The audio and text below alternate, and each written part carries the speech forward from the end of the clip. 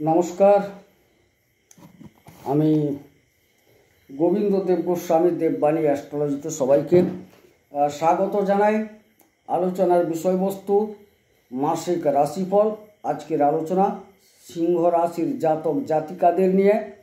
যারা সিংহ লগ্ন এবং সিংহ রাশির জাতক জাতিকা আছেন, এই জুন মাস 2025 সালের তাদের শরীর স্বাস্থ্য মন মানসিকতা কেমন থাকছে, তাদের সঞ্চয় ব্যাংক ব্যালেন্স, তাদের পরাক্রমতা, তাদের গৃহ যানবাহন ক্রয় বিক্রয়, মায়ের বাবার শরীর স্বাস্থ্য, পারিবারিক স্বাচ্ছন্দ্য, শিক্ষা, প্রেম, সন্তান, বিবাহ, দাম্পত্য, ব্যবসা, কর্মক্ষেত্রে উত্থান পতন, কর্মপ্রাপ্তি, উপার্জন ইত্যাদি, এই বিষয়গুলোর ওপর সম্যক এবং সংক্ষিপ্ত একটা আলোচনা করতে চলেছি, যেটা আপনাদের খুব প্রয়োজনীয়। সুতরাং যারা জুন মাসের সম্ভাব্য ফলাফল কি হতে পারে আপনার জীবনে জানতে চাইছেন, অবশ্যই আলোচনাটি মনোযোগ সহকারে শুনতে হবে। এবং শোনার আগে আপনাদের একটু বোঝার দরকার আছে যে এই সিংহ রাশির যারা জাতক জাতিকা, তাদের সিংহ লগ্ন বা রাশি সাপেক্ষে গ্রহাবস্থান কোথায় কিভাবে আছে এই জুন মাসে। দেখুন, কালপুরুষ চক্রের এটি হচ্ছে পঞ্চম ঘর, সিংহ লগ্ন বা সিংহ রাশির ঘর, যেখানে আমি 1 লিখে রেখেছি। এখান থেকেই আলোচনা। এখানে বসে আছেন 6 তারিখের পর থেকে, জুনের 6 তারিখের পর থেকে মঙ্গল আসছেন। মঙ্গল কেতু এখানে বসে আছেন। দ্বিতীয় ঘরে কেউ নেই, তৃতীয় কেউ নেই, চতুর্থে কেউ নেই, পঞ্চমে কেউ নেই, ষষ্ঠে কেউ নেই। সপ্তমে রাহু বসে আছেন, অষ্টমে শনি বসে আছেন। এটা পুরো জুন মাস থাকবেন ওরা। আচ্ছা, নবমে শুক্র, উনি 28 তারিখ পর্যন্ত থাকছেন জুনের। তারপর তিনি দশমে চলে যাচ্ছেন। আর দশম স্থল অর্থাৎ বৃষ রাশি, এই জায়গায় রবি 15 তারিখ পর্যন্ত। তারপর তিনি আবার চলে আসছেন একাদশে। একাদশে বুধ থাকছেন এবং বৃহস্পতি পুরো মাস জুড়ে থাকছেন। এই হচ্ছে গ্রহাবস্থান সিংহ রাশির জাতক জাতিকাদের এবার সিংহ লগ্নের জাতক জাতিকাদের। এবারে 1 নম্বর ঘর থেকে আমরা আপনাদের শরীর স্বাস্থ্য মন মানসিকতা নিয়ে আলোচনা করি। 1 নম্বর ঘরে বসে আছে কেউ মঙ্গল এবং কেতু।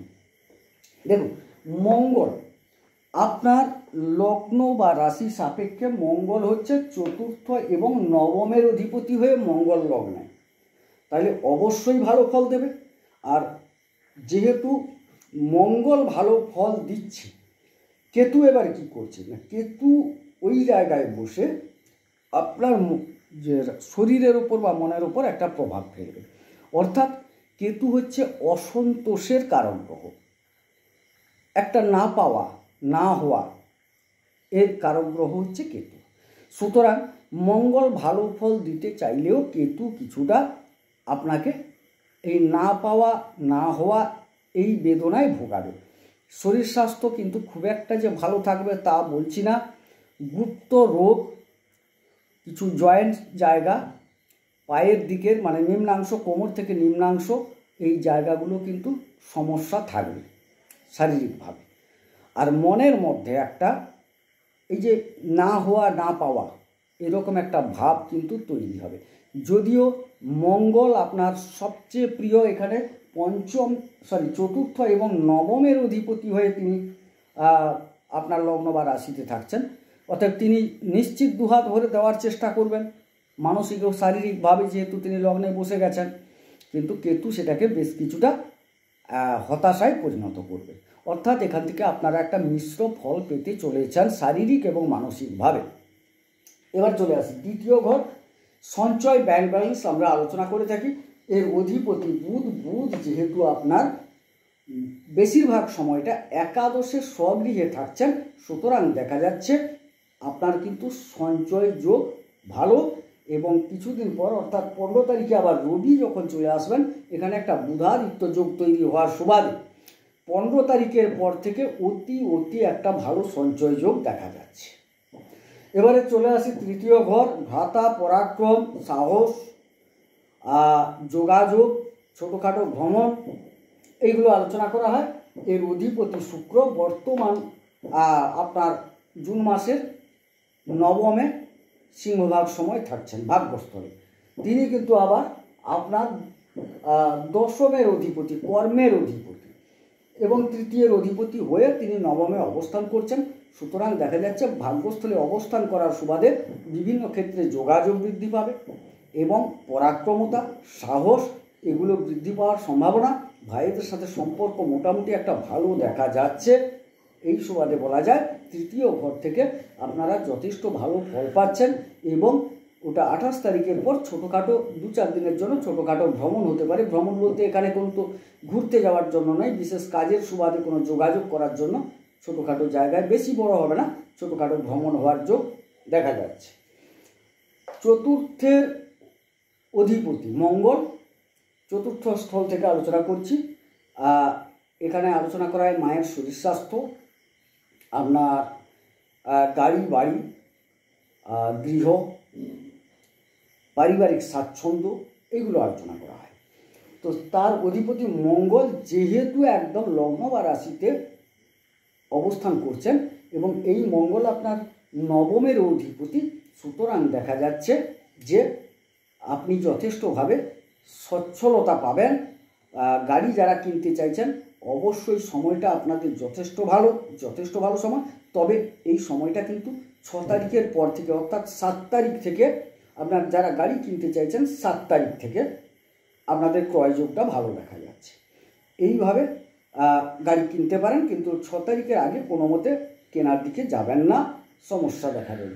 যারা বাড়ি কিনতে চাইছেন তাদের ক্ষেত্রেও একই কথা বলি যে আপনারা 7 তারিখের পর ভাবুন, 7 তারিখের আগে ভাববেন না, তাইলে কিন্তু কিছু ভুলভাল হওয়ার সম্ভাবনা। ভুলভাল কিন্তু কিছু হবে, সেটা অন্য গ্রহের প্রকোপে হবে, সেটা আমি পরে বলছি। এবারে হ্যাঁ, মায়ের শরীর স্বাস্থ্য খুব একটা খারাপ যাবার কোনো কথা নেই, যদিও খারাপ ছিল। এবারে কিন্তু 6 তারিখের পর থেকে একটা উন্নতি হওয়ার সম্ভাবনা দেখা যাচ্ছে। হ্যাঁ, উন্নতি হলেও সন্দেহ কিন্তু আপনার থেকে যাবে, এটুকু বোঝা যাচ্ছে। আর পারিবারিক স্বাচ্ছন্দ্য অবশ্যই থাকবে, তার মধ্যেও একটু অসন্তোষ থাকতে পারে, তবে পারিবারিক সচ্ছলতা অনেকটা বৃদ্ধি পাবে। এবারে পঞ্চম স্থল, হ্যাঁ, শিক্ষাক্ষেত্রও যথেষ্ট ভালো। যেটা প্রাথমিক শিক্ষা গ্র্যাজুয়েশন অবধি, সেই সময়টা খুব একটা খারাপ যাবে না, তবে এভারেজ চলবে, একদম হাইফাই কিছু হবে সেটা বলছি না, মোটামুটি একটা শিক্ষাক্ষেত্রও ভালো। এবারে পঞ্চম স্থল থেকে আমরা উচ্চশিক্ষা, সন্তান, প্রেম এইগুলো আলোচনা করে থাকি। এর অধিপতি বৃহস্পতি যেহেতু তিনি একাদশে বসে গেছেন, সুতরাং দেখা যাচ্ছে শিক্ষাক্ষেত্র যথেষ্ট ভালো। যারা উচ্চশিক্ষা নিতে চাইছেন, পড়াশোনা করছেন, তাদের সময়টা অবশ্যই খুব ভালো যাবে। নতুন কোনো বিদ্যাভবন চুজ, কোনো ইউনিভার্সিটি চুজ করার ক্ষেত্রেও সময়টা ভালো, কোনো সাবজেক্ট চুজ করার ক্ষেত্রে সময়টা ভালো। যারা কোনো পরীক্ষা দিতে চাইছেন, বিশেষ করে পরীক্ষা যারা কোনো চাকরি সংক্রান্ত বিষয় দিতে চাইছেন, তাদের ক্ষেত্রে সময়টা অতি ভালো দেখাচ্ছে। প্রেমের ক্ষেত্রেও বলি, প্রেমের ক্ষেত্রটা খারাপ নয়, যথেষ্ট ভালো। প্রেম শুভ ফল দিচ্ছে, নতুন প্রেম হওয়ার সম্ভাবনাও দেখাচ্ছে। আবার এই কারণে না, বৃহস্পতি একাদশে বসে তিনি কিন্তু পঞ্চমে দৃষ্টি রেখেছেন, এই জন্যই বলা হচ্ছে যে প্রেমের ক্ষেত্রেও ভালো আর শিক্ষাক্ষেত্রেও ভালো, নতুন প্রেমের সঞ্চার হতে পারে। আর যারা প্রেমের মধ্যে আছেন তাদেরও সময়টা বেশ মিষ্টি মধুর দেখা যাচ্ছে। যদিও এই জায়গায় শনির একটি দৃষ্টি পড়ে আছে, সেই ক্ষেত্রে বলবো শনির দৃষ্টি থাকলেও বৃহস্পতির ঘর, বৃহস্পতির দৃষ্টি আছে, শনি বসে আছেন বৃহস্পতির ঘরে, অর্থাৎ মীন রাশিতে। সুতরাং এখানে শনির দৃষ্টির প্রভাব অনেকটা কম কাজ করবে। আর বৃহস্পতির দৃষ্টি যেহেতু সরাসরি নিজের ঘরের উপর পড়ে আছে, অনেক বেশি সেখানে কিন্তু সাবলীলত্ব পাবে। সুতরাং প্রেমে অনেক মাধুর্যতা আসার সম্ভাবনা, নতুন প্রেম হওয়ারও সম্ভাবনা দেখা যাচ্ছে। এইবার শিক্ষা গেল, প্রেম গেল, সন্তান নেওয়ার ক্ষেত্রে সময়টাও যথেষ্ট ভালো। যারা সন্তান নিতে চাইছেন তারা কিন্তু এই সময় নিতে পারেন। ষষ্ঠ ঘর, রিপু, ঋণ, রোগ, শত্রু এইগুলো আমরা আলোচনা করে থাকি ওইখান থেকে। তো তার অধিপতি হচ্ছেন শনি, শনি কিন্তু অষ্টমে চলে গেছেন। শনি হচ্ছেন আপনার ষষ্ঠ এবং সপ্তমের অধিপতি হয়ে অষ্টমে। এই ক্ষেত্রে বলবো না, শনি আপনাকে খারাপ ফল দেবে না। আপনার দেখা যাচ্ছে শত্রুতা বেশ কিছুটা অবদমিত হবে, শত্রু অবদমিত হবে এই সময়কালে। তবে আপনাকে কিন্তু বিষয়টার উপর সজাগ থাকতে হবে, কারণ মারক জায়গায় শনি অবস্থান করছেন, যদিও সেটি বৃহস্পতির ঘর, আবার শনি তার স্বনক্ষত্রেও থাকছেন। সুতরাং দেখা যাচ্ছে আপনি যদি ঠিক মতো সঠিক পদক্ষেপ হিসেব করে নেন, শত্রু কিন্তু আপনার খুব একটা ক্ষতি করতে পারবে না। এবারে গেল ঋণের আমি বলেছি ঋণের কোনো সম্ভাবনা নেই, বরং সঞ্চয়ের সম্ভাবনা দেখা যাচ্ছে। আর রোগের ব্যাপার আগে বললাম যে ওই জয়েন্ট সংক্রান্ত, হাঁটুর নিচ, পায়ের গোড়ালি এই জায়গায় কিছু সমস্যা দেখা গেলে দেখা যেতে পারে। আর আদার্স সেরকম কোনো বৃহত্তর রোগ আমি দেখছি না। সপ্তমে রাহু বসে আছেন। সপ্তম স্থল থেকে আমরা দাম্পত্য, বিবাহ, ব্যবসা এগুলো আলোচনা করে থাকি। ব্যবসার সাথে 11th হাউসের একটা সম্পর্ক থাকে। এখানে দেখা যাচ্ছে সপ্তমের অধিপতি অষ্টমে, ব্যবসা তো ভালো যাওয়ার কথা নয়, কিন্তু রাহু বসে গেছে, সে তো আরও কনফিউজ করাবে। কিন্তু রাহু যেহেতু সপ্তমে বসে গেছে, ফাটকা বিজনেস যারা করেন তাদের ক্ষেত্রে কিন্তু ভালো ফল দিতে পারে, ভালো ফল পেয়ে যাবেন। এক্ষেত্রে কিন্তু আপনার জন্মকুণ্ডলিতে রাহুর অবস্থানটা বুঝে নেওয়ার দরকার আছে, এবং আপনার নক্ষত্র অনুসারে রাহু কোন নক্ষত্রে বসে আছে সেটা দেখে নেওয়ার দরকার আছে। যদি আপনার জন্ম নক্ষত্র অনুসারে অর্থাৎ নবতারা চক্র অনুসারে রাহু যদি ভালো তারা পেয়ে থাকেন, অর্থাৎ প্রত্যেকটা তারা 3টে নক্ষত্র নিয়ে গঠিত হয়, যদি মিত্র, অতিমিত্র, জন্ম, খেম এই জাতীয় ভালো তারাগুলো পেয়ে থাকেন, তাইলে কিন্তু এই সময়কালে রাহু আপনাকে ব্যবসার ক্ষেত্রে যথেষ্ট শুভ ফল দিয়ে যাবেন। সুতরাং যারা রাহু রিলেটেড ব্যবসা করেন, গাড়ি, একটু লোহা জাতীয় ম্যাটেরিয়ালস কিছু জাতীয়, ইলেকট্রনিক্স পার্টস বা ইলেকট্রনিক্স দ্রব্য, কম্পিউটার, ল্যাপটপ এই সব জিনিসের যারা ব্যবসা করেন তাদের ক্ষেত্রে সময়টা যথেষ্ট ভালো দেখা যাচ্ছে। এই ব্যবসাগুলো আপনারা ভালো প্রফিট পেতে পারেন। আর ফাটকা যারা কিছু ব্যবসার সাথে যুক্ত, শেয়ার মার্কেট ইত্যাদি, সেক্ষেত্রে যদি এই রাহুর অবস্থান আপনার কুণ্ডলিতে ভালো থাকে, তাইলে কিন্তু অবশ্যই একটা লাভবান হওয়ার যোগ দেখা যাচ্ছে। দাম্পত্য ক্ষেত্র খুব একটা সুখকর হওয়ার সম্ভাবনা নেই। রাহু একটু বিভ্রান্তি তৈরি করবে, আর বিভ্রান্তি তৈরি করার ফলে স্বামী স্ত্রীর মধ্যে একটু স্বাভাবিক দূরত্ব তৈরি হওয়ার সম্ভাবনা তৈরি করবে। যে সেটা যে বিরাট কিছু ঘটে যাবে তা নয়, তথাপি সমস্যা কিন্তু একটা থাকবে নিজেদের ভুল বোঝাবুঝির ফলে। কারণ এক্ষেত্রে দেখা যাচ্ছে যে সপ্তমে যেহেতু রাহু বসে গেল, আপনার যে পার্টনার সেও একটু উত্তপ্ত হবে, আর তার ফলে আপনি কিন্তু বিমর্ষ হবেন। এই কারণে আপনার যে বিবাহের অধিপতি শনি সেও মারকে চলে গেছে, সম্ভাবনাটা একটু জটিলতার দিকে যাচ্ছে। তবে এই ক্ষেত্রে বলি যে হ্যাঁ, এই জায়গায় কিন্তু বৃহস্পতির একটা দৃষ্টি থাকার সুবাদে খারাপ সম্ভাবনা তৈরি হলেও কিছু দিনের মধ্যে সেটা আবার একটা বোঝাপড়ার মাধ্যমে ঠিক হয়ে যাওয়ার সম্ভাবনা দেখা যাচ্ছে। এবারে দাম্পত্য ক্ষেত্র বললাম, আর বললাম বিবাহ যারা করতে চাইছেন অবশ্যই করতে পারেন। বিবাহের একটা যোগাযোগ হওয়ার সম্ভাবনা প্রবল দেখাচ্ছে, তবে বিবাহটা একটু বিলম্বিত হওয়ার যোগও আছে। সেক্ষেত্রে আপনারা যদি পারেন কোনো কুণ্ডলীটাকে কোনো ভালো জ্যোতিষ দিকে দিয়ে বিচার করিয়ে নিতে, তাইলে অবশ্যই আপনারা বিবাহ করে নিতে পারেন। অষ্টমে শনি মারকস্থল, ধ্বংস, ক্ষয়ক্ষতি, অপযশ ইত্যাদি এখান থেকে বোঝানো হয়। আবার এই শনি হচ্ছেন আপনার ষষ্ঠ এবং সপ্তম এর অধিপতি, তাইলে ষষ্ঠ সপ্তমের অধিপতি তিনি অপযশ, ধ্বংস, ক্ষয়ক্ষতি এইসব জায়গায় বসলেন। তাহলে ব্যবসারও ক্ষয়ক্ষতি, আইনি জটিলতায় সেখানে একটা সমস্যা। আপনার ঋণের কথাটা হবে না, ঋণের অধিপতি যে সে ভালো জায়গা পেয়ে গেছে। আর দাম্পত্যে অবনতি, বিবাহ ঘটিত সমস্যা এগুলো দেখাচ্ছে ওখান থেকে। কিন্তু দেখা যায় যে হ্যাঁ, যেহেতু সপ্তমে বৃহস্পতির দৃষ্টি পড়ে আছে, তাই সপ্তম স্থলটা বৃহস্পতির দ্বারা কন্ট্রোল হয়ে যাবে অনেকটা। কিন্তু অষ্টম স্থলে অষ্টম স্থলে কিন্তু খুব একটা ভালো ফল দিচ্ছে না, বৃহস্পতির কোনো দৃষ্টি সেখানে নেই।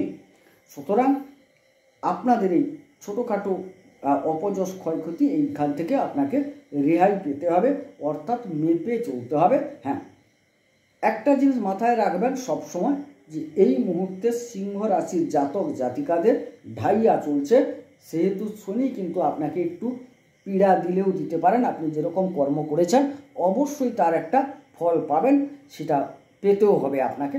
সেই ক্ষেত্রে শনি কিন্তু মনে হবে যে খুব একটা ভালো ফল দিচ্ছেন না, কিন্তু শনি আপনাকে প্রকৃত ফল দিচ্ছেন, মানে যেটা আপনার পাওনা সেটুকুই আপনাকে দিচ্ছেন।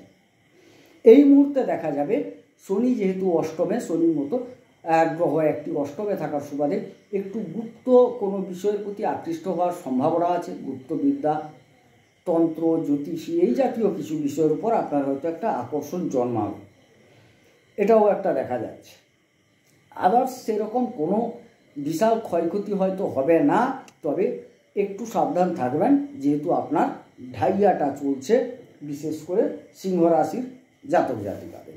এবারে নবম স্থল ভাগ্যস্থল, পিতা এখান থেকে আলোচনা করা হয়, ধর্ম আলোচনা করা হয়।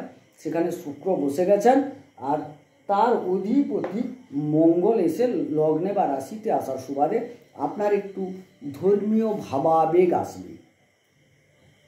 আগেও বললাম যেটা অষ্টম আলোচনায়, সেখানে আপনি কোনো বিষয়ের উপর, আধ্যাত্মিক বিষয়ের উপর আকৃষ্ট হতে পারেন, ঈশ্বরের প্রতি অনুরাগ জন্মাতে পারে, সেটা ভয়ে হোক আর ভক্তিতে হোক হওয়ার সম্ভাবনা প্রবল দেখাচ্ছে। কারণ এদিকে তো শনিদেব চাবুক চালাচ্ছেন না, সেই জন্য বললাম যে ভয়ে হোক আর ভক্তিতে হোক ঈশ্বরের প্রতি একটা অনুরাগ, একটা আকর্ষণ তৈরি হবে। একটু ঈশ্বর নাম গ্রহণ করা, ঈশ্বর সম্বন্ধিত কিছু জ্ঞান অর্জন বা বলা বা শোনা, এরকম একটা পরিবেশ তৈরি হবে। আর বাবার শরীর স্বাস্থ্য মোটামুটি ভালো থাকছে, খারাপ যাবে না। ভাগ্যস্থল অবশ্যই ভালো, কারণ দশমপতি আপনার নবমে, এবং নবমপতি যেহেতু লগ্নে চলে এসছেন বা রাশিতে চলে এসছেন, অবশ্যই বাবার শরীর স্বাস্থ্য ভালো থাকছে। ভাগ্যও আপনাদের মোটামুটি সাথ দেবে এই সময়টায়। এবারে দশমে রবি বসে আছেন। রবি হচ্ছেন আপনার রাশির অধিপতি, তিনি দশমে 15 তারিখ পর্যন্ত। তাইলে যারা কর্মের সন্ধানে ছিলেন তাদের একটা কর্মপ্রাপ্তি যোগ দেখাচ্ছে প্রবল, যদিও ওই জায়গাটা খুব একটা সুখকর নয় রবির ক্ষেত্রে, তথাপি যেহেতু দশমে চলে গেছেন অবশ্যই একটা কর্মপ্রাপ্তি যোগ আপনাদের দেখা যাচ্ছে।